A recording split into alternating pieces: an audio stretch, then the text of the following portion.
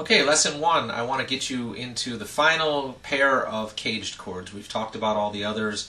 We're talking about C, A, G, E, D. We've left off the E and the A, so here, let's do these. I've kind of put these two together because they kind of go together in a lot of songs and in fingering. They share some fingerings, they share some similarities, okay? First of all, I want you to know that, and as I mentioned this a while ago when we talked about G chords, there are sometimes different fingerings of a certain chord, and you may need to know them all eventually, okay? Most people start out with an E chord using their first, second, and third finger. And that's fine, and you're going to need to know how to do that sometimes. Sometimes you're going to need that pinky free to play additional notes, okay?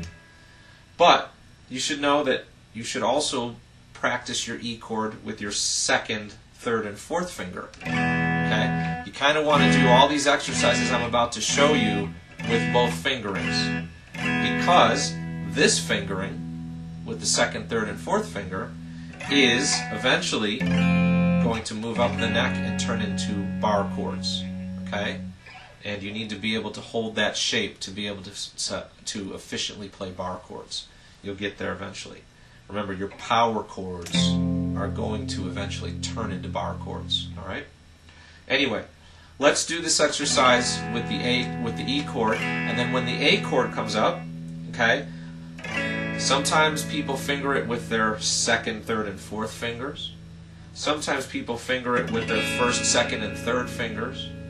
I've seen plenty of people, because it's hard to fit those fingers in there sometimes, I've seen plenty of people actually switch these fingers around and put them in that shape, in that position, almost as if they're holding, if you know a D7 chord, it's almost as if they're holding a D7 chord in that shape. It helps the fingers fit in there. I admit that it actually feels better to me than to try to put the fingers this way, but I'm just not used to doing it that way. There's even yet another version of the A chord that you should know and also get used to, and it's actually quite common, especially if you play hard rock or blues-based music, all right? And that is where we take the first finger and just bar it across the four strings, the first four strings at the second fret, okay? You should know that if you do this, it's easier. It's basically my default A chord, but you cannot strum the first string if you play this chord, because that first string note that you're barring doesn't belong here, okay? Doesn't belong in the chord, all right? Anyway, so let's go back and forth. I want to go back and forth between an E and an A, all right? So here we go. Let's do it 8 times each. 1, 2, 3, 4, 2, 2, 3, 4, 1, 2, 3, 4, 2, 2, 3, 4, 1, 2, 3, 4, 2, 2, 3, 4, 1, 2, 3, 4, 2, 2, 3, 4, 1. Okay, let's cut it down to 4 times each.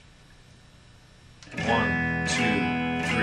4, 1, 2, 3, 4, 1, 2, 3, 4, 1, 2, 3, 4, 1. Okay?